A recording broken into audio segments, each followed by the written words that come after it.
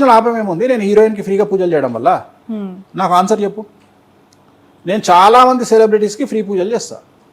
Okay, ఎందుకు అంటే bet కట్టి చేస్తా, ప్రూవ్ చేసుకోవడం కోసం. ఎస్.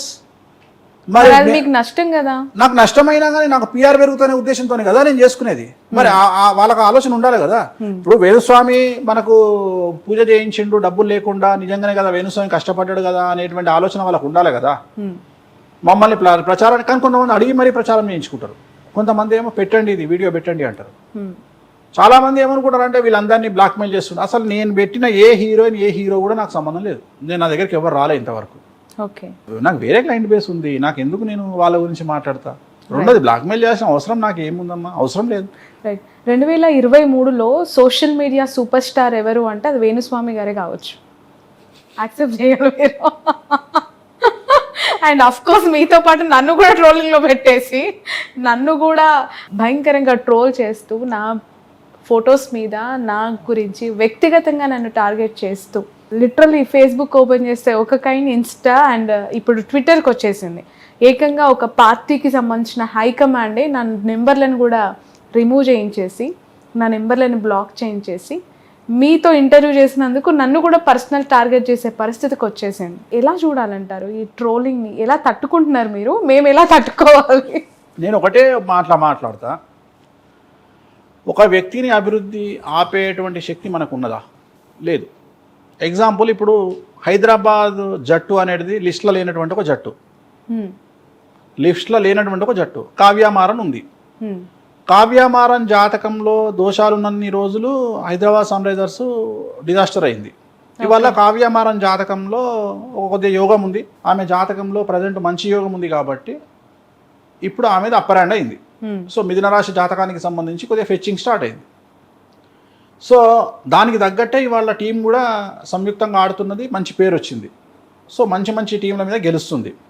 సో అభిషేక్ శర్మ అనేటువంటి వ్యక్తి 15 బాళ్ళు 16 బాళ్ళలోనే హాఫ్ సెంచరీ కొడుతున్నాడు హైదరాబాద్ సన్ రైజర్స్కు.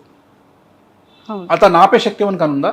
స్టేడియంలోకి బ్యాట్ తీసుకొని దిగిన తర్వాత అతన్ని ఆపే శక్తి, ఆ బ్యాట్స్మెన్ విజృంభించకుండా, ఆ బ్యాట్స్మెన్కు పేరు రాకుండా ఐపీఎల్లో ఆపే శక్తి ఎవరికైనా ఉందా?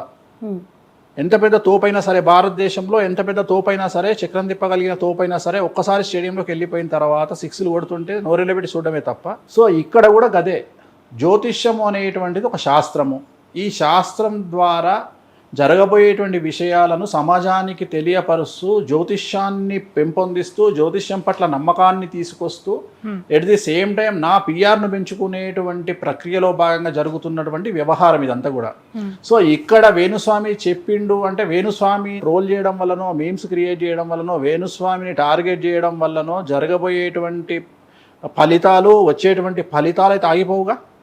ఖచ్చితంగా జరగాల్సినవి జరిగి తీరుతాయి కదా. సో దాన్ని అయితే ఎవరు ఆపలేరు కదా.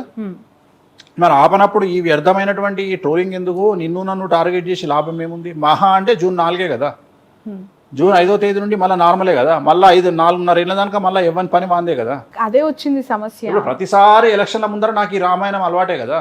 చలికాలం కాగానే ఎండాకాలం, ఎండాకాలం తర్వాత వానాకాలం ఎట్లా వస్తుందో ప్రతిసారి ఎలక్షన్ అప్పుడు ఇదే రామాయణం. 2017, 18, 19లా ఇదే టార్గెట్ నన్ను, 2024లా ఇదే టార్గెట్ నన్ను.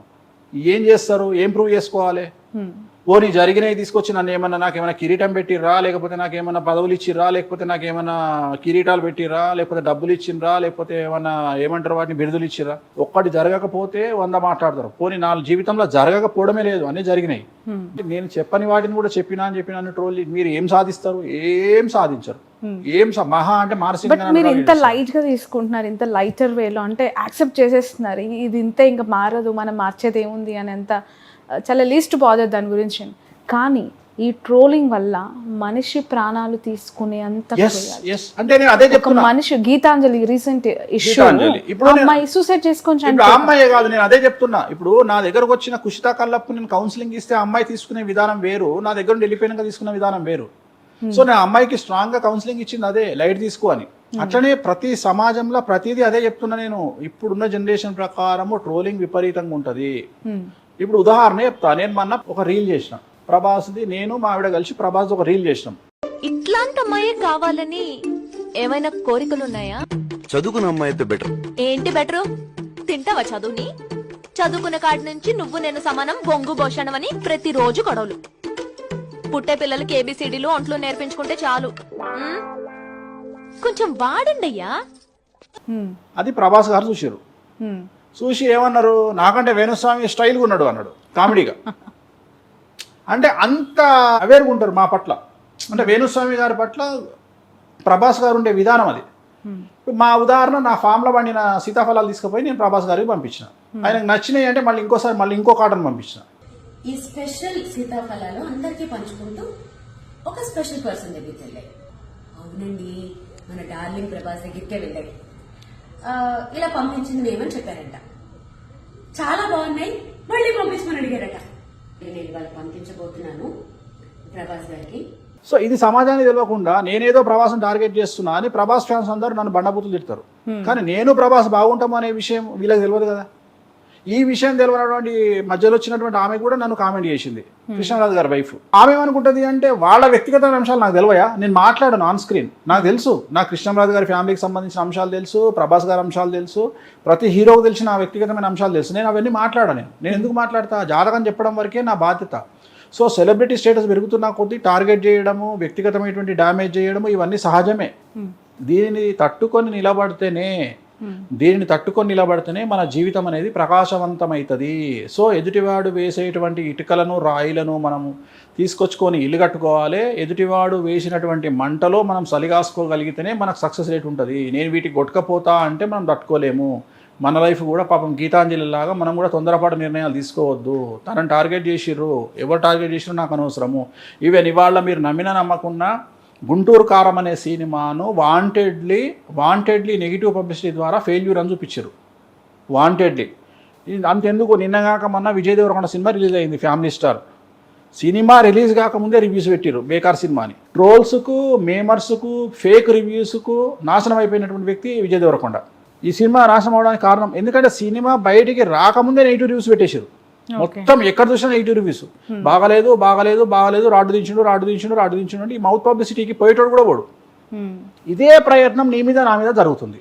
ఎట్లా, వేణుస్వామి జ్యోతిష్యం పనిచేయదు అని జనాలలోకి ఇంజెక్ట్ చేసి వేణుస్వామి దగ్గరికి క్లయింటేల్ పోకుండా చేయాలి అని సింపుల్ లాజిక్ ఉంది దాంట్లోనే. వేణుస్వామి జ్యోతిష్యం పని చేయదు అని నువ్వు ఇంజెక్ట్ చేయాలనుకుంటున్నావు అంటేనే వేణుస్వామి జ్యోతిష్యం పనిచేస్తుందని అర్థం. లేకపోతే ఇప్పుడు ఇంతమంది జ్యోతిష్కులు ఉన్నారు, ఒక్క జ్యోతిష్కుడు కూడా ఇంత పబ్లిసిటీ వచ్చిన జ్యోతిష్కులు లేరు. ఉదాహరణ, ఈ మధ్యకాలంలో ఒక జ్యోతిష్కుడు నా మీద ఒక తమ్మునేలు పెట్టిండు, వేణుస్వామి ఎప్పుడు చచ్చిపోతాడంటే. చూసింటావు నువ్వు, తమ్మునేలు పెట్టిండు ఏమని అంటే, వేణుస్వామి ఎప్పుడు చచ్చిపోతాడంటే అని తమ్మునేలు. అతను పెట్టిన 200-300 వీడియోలు చూస్తే అన్ని వీడియోలు 100, 200, 60, 70 వ్యూస్. నాదొక్కటి మాత్రం 2,50,000 పోయింది. నా తమ్మునేలు పెట్టింది. That is my brand. Venu Swamy అనే బ్రాండ్ పెడితే అది. బట్ ఇప్పుడు మీకు పేరు మార్చారంటే కదా, వేణుస్వామిని వేలుస్వామి అని పిలుస్తారు. మంచిగా అడిగినావమ్మా నువ్వు ప్రశ్న. వేలుస్వామి ఎప్పుడు అవుతారు? అయితే ఇప్పుడు దీనికి ఒక రీజన్ ఉందమ్మా. ఇప్పుడు సాక్ష్యం నువ్వు దొరికినవి ఇవ్వాలా, నువ్వు దొరికినవి ఇవ్వాలా. అయ్యో, నన్ను మధ్యలో నువ్వు దొరికినవి ఇవ్వాలా, నువ్వు అనవసరంగా అడిగినావు. ఇప్పుడు వేణుస్వామి అనేది ఇప్పుడు ఉగాది నాడు జీటీవీలో ఒక కార్యక్రమం రాబోతుంది. ఎవరు, బిత్తిరి సత్తి నా గెటప్ వేసుకొని వచ్చి నన్ను ఇమిటేట్ చేస్తూ చేసిన వీడియో. వేణుస్వామి అసలు ఈ వ్యక్తిని పరిచయం చేసింది ఎవరు? నాకు బిత్తిరి సత్య అనే వ్యక్తిని పరిచయం చేసింది ఎవరు? మీ ఆయన. సాక్ష్యం ఉన్నాడు 6 టీవీలా. అవును, ఉగాది పంచాంగం టైంలో 6 టీవీలా మీ ఆయన ఛాంబర్లో నేను, వీళ్ళ ఆయన పేరు చిదంబర్ రెడ్డి అండి, చిదంబర్ రెడ్డి చెప్తున్నా మీకు. ఆయన ఛాంబర్లో కూర్చుంటే నా పక్కకు ఒక వ్యక్తి కూర్చున్నాడు. బిత్తిరి సత్తి పేరు ఏదో పేరు ఉంటుంది, నాకు ఒరిజినల్ పేరు నాకు గుర్తు, చేవేళ్ళ రవి. నన్ను పరిచయం చేసి నేను కూర్చుంటే నేను చిదంబర్ రెడ్డి ఛాయ్ తాగుతుంటే, స్వామి గారు ఈయన పేరు చేవేళ్ళ రవి, ఇప్పుడు ఈ మధ్యన యాంకరింగ్ వచ్చిండు. I'm talking about 2013 or 14, 2013-14లో. ఆ రోజు జాతకం చూసి చెప్పిన, దున్నుతావు నువ్వు అని చెప్పిన, మొత్తం ఏళ్తావు నువ్వు, టీవీ మీడియాని ఏళ్తావు నువ్వు అని చెప్పిన. దాని తర్వాతనే తీర్మాన వార్తలు పడ్డది ఆయనకు. ఇది మీ వారి సాక్ష్యంగా జరిగినటువంటి డిస్కషన్. ఆయన పొజిషన్కి వచ్చిండు కదా, మరి అలాంటి నన్ను ఆయన ఇవాళ అట్లా పెట్టి ట్రోల్ చేస్తున్నాడు అంటే దాని అర్థం ఏంది? నేనేమంటున్నా అంటే దాన్ని నెగిటివ్గా తీసుకోవట్లేదు. నేను ఐఆమ్ సేలబుల్ ఐటమ్ అని ఫీల్ అవుతున్నా. ఇవాళ ఒక టీవీ ఛానల్లో నా మీద ప్రోగ్రామ్ చేస్తున్నారు అంటే that is my credibility, that is my worth, that is my market, that is my brand. ఇది నేను హ్యాపీగా ఫీల్ కావాలి. నన్ను ఎందుకు తిట్టుకుంటా? చివరికి జ్యోతిష్కులకు కూడా నేను ఇన్స్పిరేషన్ కదా. ఒక జ్యోతిష్యుడు కూడా లాస్ట్కు తన రేటింగ్స్ పెంచుకోవాలంటే, తన వ్యూస్ పెంచుకోవాలంటే వేణుస్వామి ఎప్పుడు చచ్చిపోతాడు అని తమ్మునేలు పెట్టి మరీ వేస్తున్నాడు అంటే, అలాంటి జ్యోతిష్యులు ఒక చిన్న జ్యోతిష్యులకు ఇవాళ స్టార్ హీరో ఎగ్జాంపుల్ నాకు తెలిసి నేను జ్యోతిష్యంలో నేను ప్రభాస్ లాంటి జ్యోతిష్యం అనేటువంటిది ఇవాళ మార్కెట్లో వినబడుతుంది అంటే వేరు చేసి చూడలేం. ఒక టెన్నిస్ స్టార్ అంటే ఒక సానియా మిర్జా, ఒక క్రికెట్ ప్లేయర్ అంటే సమ్ పేరు, ఒక పొలిటీషియన్ అంటే ఒక పేరు, ఒక బ్రాండ్ అట్లనే వేణుస్వామి అంటే ఒక జ్యోతిష్యం అనే పేరుకు వేణుస్వామి ఒక బ్రాండ్ అంబాసిడర్. ఎవరు అవునన్నా కాదన్నా.